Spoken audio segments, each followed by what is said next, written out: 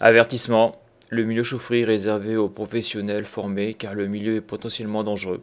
Il y a un risque d'explosion, d'électrocution, d'intoxication mortelle au CO et de brûlures graves pour l'intervenant. Alors souvent dans les chaufferies on trouve des trucs bizarres. Donc par exemple dans celle-là qui est une chaufferie assez grosse, je me suis rendu compte que le pressostat manque d'eau ne fonctionnait pas. C'est-à-dire que lorsque le pressostat manque d'eau déclenchait, il ne me coupait pas les pompes ni les chaudières. Donc je m'en suis rendu compte un jour parce que un jour le groupe de maintien de pression est tombé en panne. Et quand je suis rentré dans la chaufferie j'avais une pression de 0,7 bar. Et en principe donc à une pression aussi faible, les pompes doivent être arrêtées, ce qui n'était pas le cas ici. Comme on peut le voir sur cette photo, là, il y a pas mal de départs, donc départ chauffage et départ pour les sous-stations, et il y a 3 chaudières. Donc bien sûr, les 3 chaudières ne tournent pas en même temps, hein, c'est une cascade. En réalité, il y a 2 chaudières qui peuvent tourner en cascade et la troisième une chaudière de secours. Alors le manque d'eau n'a pas arrêté les pompes parce que le pressostat manque d'eau est en réalité relié sur la GTB, donc la supervision. Et dans la supervision, ils avaient mis un programme pour arrêter les pompes. Le problème, c'est que il y avait quelques années, le PC avait cramé et le programme qui avait donc été réinstallé dans la GTB n'avait pas les asservissements, c'est-à-dire que le pressostat manque d'eau, la GTB le voyait, mais au niveau des actions, ça ne faisait strictement rien. Donc c'est pour ça qu'on dit que la sécurité ne passe jamais par une GTB, sauf pour les renvois d'informations, parce que là donc c'est un cas concret. Le PC donc a cramé, le programme a été remis mais sans les sécurités. Donc probablement que le gars que j'en passais l'a contrôlé, il a vu que ça marchait pas et bon vu qu'il n'avait pas les compétences, il n'a rien fait. Donc vu que la GTC avait plus de 20 ans, donc j'ai décidé de rajouter un pressostat manque d'eau donc sur cette bouteille et d'intégrer un contacteur auxiliaire sur la commande de l'armoire, car il faut savoir que dans cette armoire là, la commande des brûleurs et la commande des pompes au niveau des contacteurs de puissance passent par le même disjoncteur. Donc ça veut dire que si j'ai un problème avec mon disjoncteur de commande, je perds toute la chaufferie. Donc là j'ai inséré un contacteur auxiliaire donc sur la sortie de ce disjoncteur là, ce qui fait que quand il s'ouvre, il me coupe tout, hein, les brûleurs, les pompes. Voilà, donc dans la suite de la vidéo, donc je règle mon pressostat donc à blanc, c'est-à-dire que je ne l'ai pas raccordé électriquement. Je contrôle un petit peu comment se comporte la pression au niveau de la bouteille là, du collecteur. Donc lorsque l'eau se chauffe, donc la pression monte, lorsque l'eau se refroidit, la pression diminue. J'observe un peu le comportement du groupe de maintien de pression. Et à la fin de la vidéo, je vous montre le petit schéma électrique que j'ai fait et quelques explications sur le fonctionnement du pressostat manque d'eau. Donc c'est un pressostat Johnson Control avec certaines particularités au niveau compréhension électrique. Donc là, je suis en train d'installer un pressostat manque d'eau donc sur une bouteille sur un collecteur. Et là, je suis en train de le régler. Parce que j'avais un pressostat manque d'eau donc sur cette bouteille là, sur ce collecteur. Sauf que en faisant mes tests, je me suis rendu compte qu'il ne coupait pas la chaufferie. C'était juste un renvoi d'information sur une GTB. Donc comme vous le savez, la sécurité ne passe jamais par une GTB, hein, sauf les renvois d'informations. C'est-à-dire que quand le pressostat manque d'eau déclenche, il doit couper la commande des pompes et des brûleurs. Alors que là, à l'époque, lorsqu'ils avaient fait ce montage-là, donc pour enlever la GTB, ils avaient mis une programmation sur la GTB pour couper par programme la chaufferie. Mais il s'est passé qu'il y a eu un crash sur le PC, ils ont réinstallé le programme et ils ont oublié de mettre, ou en tout cas ils ont perdu la programmation qui fait que par la GTB, on coupe toutes les pompes. Donc voilà, donc la sécurité passe en direct, hein. Au moins il n'y a pas de souci, hein. Parce que là on voit bien que comme la GTB déconne, eh bien, si le manque d'eau déclenche, eh bien, elle ne coupera pas les pompes. Donc voilà le système que j'ai fait, là on le voit, donc là j'ai mis une vanne, bon il était déjà, un T, donc le pressostat manque d'eau et un mano pour le régler, et une vanne, et là je mettrai un bouchon qui est ici, lorsque ça sera fini.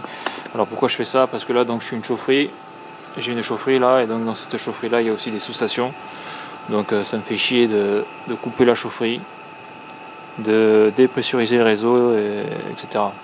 Donc l'intérêt de ça c'est que je peux le faire en fonctionnement. Donc actuellement il n'y a pas de câble, je ne l'ai pas encore tiré, mais voilà comment ça marche. Donc là je me mets comme ça, donc là on voit que ça passe pas. Là je vais ouvrir doucement, et à 1 bar ça devrait s'enclencher. Donc là on a On a entendu le clac.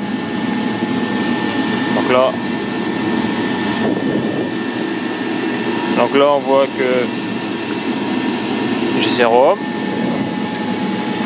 Maintenant je vais le faire en sens inverse. Je vais le faire déclencher. Voilà, là on a entendu le clac. Et là on voit que j'ai l'infini, donc le contact est bien ouvert. Et là j'étais en 3 essais. Donc là je vais leur accorder en sécurité positive. Voilà. Donc là il ne me reste plus qu'à rajouter un contacteur auxiliaire dans l'armoire électrique qui coupe la commande des pompes. Et des brûleurs. Parce qu'on ne sait jamais, hein, je me rends compte que dans les chaufferies maintenant, on peut arriver chaufferie, des fois les asservissements sur les brûleurs ne sont pas présents. Ça. Alors quand je parle des asservissements sur les brûleurs, hein, parce que dans l'absolu, lorsque l'on coupe les pompes de charge, donc il n'y a plus de début dans la chaudière, et les flow switch, donc les débistas, le contact sourd est ce qui coupe la commande du brûleur, et donc le brûleur ne démarre pas. Mais on remarque souvent que les flow switch sont chantés, soit au niveau du flow switch, soit au niveau de la commande. Donc il vaut mieux couper carrément la commande du brûleur, c'est plus prudent.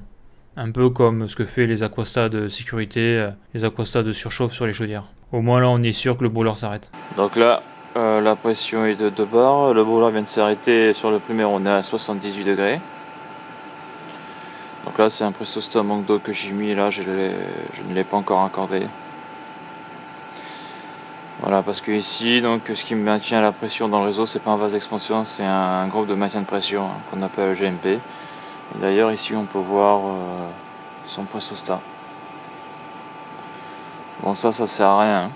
Alors, pourquoi je dis que ça sert à rien? Parce que là, on a un purgeur d'air. Il sert strictement à rien pour la simple et bonne raison, c'est que, imaginons, si l'eau est à 2 bars, donc l'eau du réseau est à 2 bars, s'il y a de l'air au-dessus, ben cet air sera aussi à 2 bars. Donc au niveau de la pression sera identique partout dans le circuit, en tout cas sur les mêmes niveaux, hein, bien sûr, que ce soit de l'air ou de l'eau, parce que c'est un circuit fermé. Donc les purgeurs, c'est plutôt lorsqu'on a des pompes, hein, parce qu'il faut savoir que les circulateurs, ce ne sont pas des machines très très puissantes, et quand il y a des bulles d'air ou des grosses bulles d'air, eh bien l'eau ne peut plus circuler, c'est pour ça qu'on purge les réseaux, qu'on vire l'air. Et que l'on met des purgeurs en point haut, car c'est sur les points hauts que l'air reste coincé. Mais là, dans ce cas-là, ça sert vraiment à rien. Quoi. Bon, d'ailleurs, je rajoute que j'ai une panne sur ce groupe de maintien de pression et je ferai une vidéo bientôt dessus. Donc là, le GMP va se mettre en marche parce que la pression va chuter. Donc je crois que c'est vers 1,2 bar. Donc là, on voit, hein, ça chute. Hein.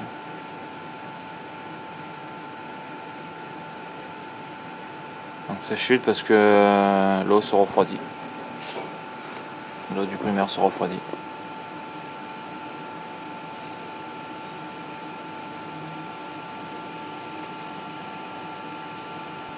Là on est à bar 7. Sous la chaudière on est à 77 degrés. Donc là je suis à 1 bar 5.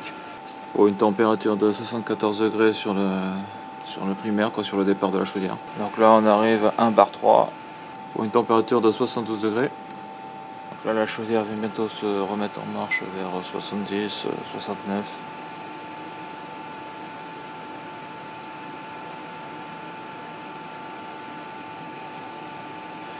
Donc là ici je l'ai réglé à 0,7 la coupure, quoi, le pressostat. Bon pour le moment il n'est pas raccordé.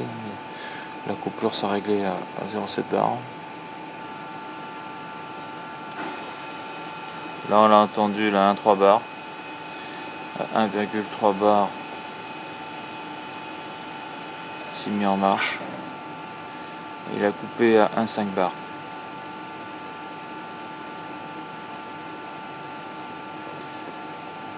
On entend en fond 1,5 bar. Donc là la température de la chaudière est de 72 degrés. Donc là on le voit, c'est important d'avoir un gros mano sur le collecteur ou sur la bouteille. Ça permet de vraiment voir la pression. La pression qu'on a sur le réseau, en tout cas au niveau de la chaufferie. Et avoir un mano de secours parce que ça c'est des manos bas de gamme, c'est de la merde. On le voit, il n'y a pas de glycérine à l'intérieur. C'est mano premier prise. Donc là il était monté à 5, on voit que ça chute encore. Hein. Bon c'est normal, hein, c'est l'eau du primaire qui chute. La température qui baisse. Donc là on est à 71 degrés.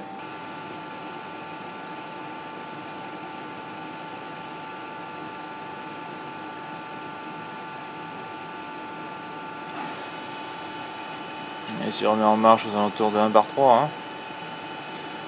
1 bar 2, 1 bar 3. Et coupe à 1 bar 5. Donc là la chaudière on est à 71 degrés donc sur le primaire.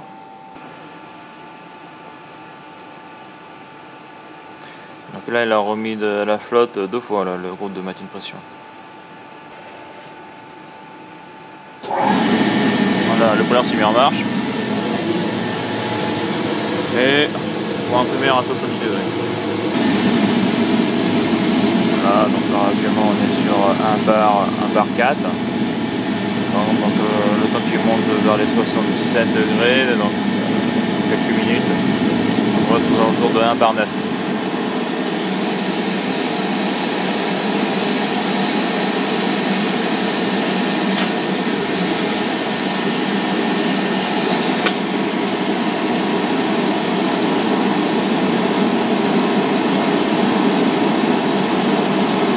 Et là on devrait voir l'aiguille monter. Donc là on est toujours à 70.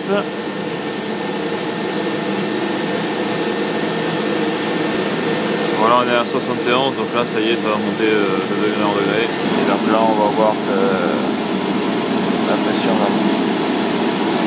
La pression va monter parce que le liquide ou l'eau va se dilater, comme les liquides sont incompressibles, la pression peut monter.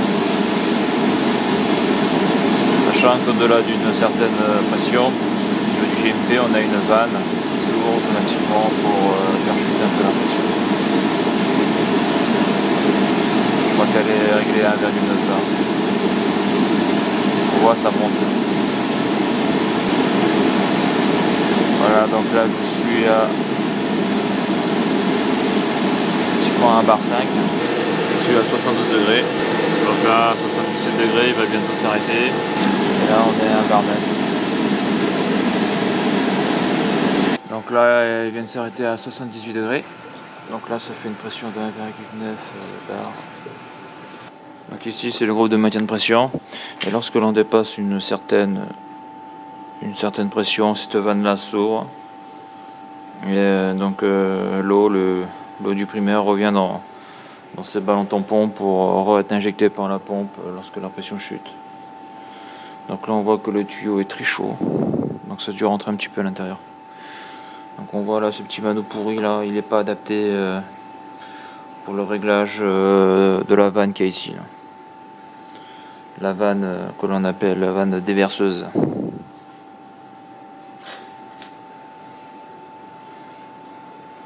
Voilà.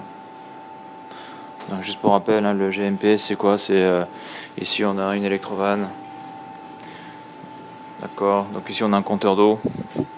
Donc là on a 2 cuves qui récupèrent l'eau qui est en expansion dans le réseau chauffage. Et par le biais de cette vanne ici là, ça rentre. Donc lorsque la pression chute dans une certaine valeur, eh bien, elle se ferme, donc le réseau est sous pression normalement. Et après, si on descend sous une certaine valeur, on a la pompe qui se met en marche par le biais du pressostat donc, qui est à côté, là-bas. Là. Et on injecte de l'eau dans le réseau jusqu'à 1,5 bar. En tout cas ici.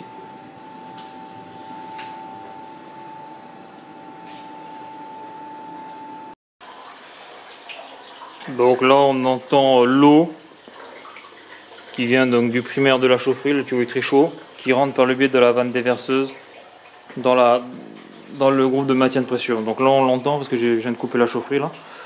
Je viens de couper la commande car je suis en train de régler un problème sur mon pressostat. Alors voilà mon pressostat manque d'eau raccordé. Alors j'ai eu pas mal de soucis avec ce pressostat manque d'eau, pourquoi? Donc lorsque l'on regarde la façade, on voit que Johnson Control a fait un petit schéma. Donc on voit les bornes A, C, B. On voit en bas le soufflet, on voit qu'à gauche du soufflet il y a 2 flèches. Donc la flèche du haut il y a marqué plus et la flèche du bas marqué moins. Et on voit qu'entre le soufflet et le contact il y a une tige. Alors comme je l'ai déjà dit sur une de mes anciennes vidéos, lorsque la pression monte, le soufflet gonfle et pousse le contact. Et lorsque la pression chute, le soufflet se dégonfle et donc le contact descend, la tige descend. Donc là on voit que en borne A et C, moi quand j'ai vu ça, quand j'ai fait le schéma électrique sur X-Relay, bien pour moi c'était le contact NC. car comme je l'ai déjà dit, on représente les contacts sur un schéma électrique, en tout cas en France, au repos. Donc ça c'est un truc américain. Bon, vous savez que les Américains ils sont pas comme nous, hein. Ils parlent anglais, ils raisonnent en PIC, ils raisonnent en Fahrenheit, les schémas électriques sont différents, les symboles sont différents. Donc il y a beaucoup de choses qui sont différentes chez les Américains, hein. C'est un peu un monde parallèle par rapport à chez nous. Alors quand j'ai fait le schéma électrique sur X-Relay, à un moment donné, je me rends compte qu'il y a un problème là, il y a une boulette là. Pourquoi? Parce que là on voit que A et C, le contact est passant. Mais si je mets de la pression, donc la tige se déplace donc de bas vers le haut, et vu sa position, la tige ne peut pas l'ouvrir. Donc en réalité, là, Johnson Control a représenté le contact NO, mais fermé. Car comme j'ai déjà dit dans une vidéo, à partir du moment où vous avez deux contacts avec une base commune, donc le A, vous avez ce que l'on appelle un contact inverseur, NO-NC. Donc si le NO est ouvert, le NC est fermé, et si le NO est fermé, le NC est ouvert. C'est mécanique, il n'y a pas le choix. Donc là, ce qu'ils ont fait, là, c'est qu'ils ont représenté le contact NO fermé, et donc le contact NC est entre A et B. Donc ça, c'est pas bon. Pour moi, ça, c'est pas bon. Donc une fois que je me suis rendu compte de ma boulette, sur mon schéma électrique, j'ai modifié le tir, hein, et donc moi, j'ai raccordé le pressostat donc, sur le contact NO, c'est-à-dire entre A et C, en sécurité positive.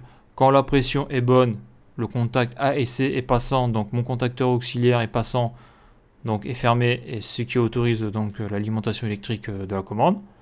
Et lorsque la pression chute, eh bien le contact AC est sourd, le contacteur auxiliaire n'est plus alimenté, donc ce qui coupe l'alimentation donc de la sortie du disjoncteur, donc ce qui coupe la commande. Et donc tous les contacteurs moteurs ne sont plus alimentés, donc toutes les pompes s'arrêtent ainsi que les brûleurs. Sur cette photo, on peut voir le contacteur auxiliaire que je rajoute. Donc j'ai mis une bobine 10 A pour la sécurité, hein, c'est-à-dire avec un pouvoir de coupure d'au moins de 10 A. Et donc c'est le KA30. Donc voici le schéma de principe, hein. Donc on le voit à la P23, donc c'est le disjoncteur phase nœud 10 A, donc en 230 volts. C'est lui qui alimente toute la commande de l'armoire, comme je l'ai dit, hein, tous les contacteurs auxiliaires et tous les contacteurs moteurs. Donc là on voit que je fais passer ma phase en 341 et je vais sur le contact, donc la borne A du pressostat manque d'eau. Donc si le pressostat manque d'eau n'est pas bon, le contact NO-AC est ouvert. Si le pressostat manque d'eau est bon, c'est-à-dire si la pression est correcte, le contact AC est fermé. Donc s'il est correct, le contact AC est passant. Donc le courant va directement sur la borne 1.1 de la bobine KA30. Donc qu'est-ce qui se passe? KA30 est passant. Quand KA30 est passant, on voit le petit contact qui est juste sous le disjoncteur. Donc on voit le contact NO KA30 se ferme et on ressort sur le conducteur 34 et on va alimenter directement la commande existante. Car malheureusement sur cette armoire-là, il n'y a pas de séparation sur les alimentations des commandes. Comme j'ai déjà dit, l'alimentation est commune, hein, que ce soit brûleur, pompe, ECS, pompe ECS, c'est la même chose. Ce qui est étrange. Hein. Donc à noter, comme on a pu le voir dans la vidéo, le pressostat manque d'eau, je l'ai réglé donc coupure à 0,7 bar et enclenchement 1 bar. Je crois qu'après je l'ai mis à 1 bar 2. Car il faut savoir, donc lorsque vous coupez à 0,7 bar, donc sur la bouteille, vous avez un disconnecteur, que vous avez un robinet pour remplir manuellement le primaire.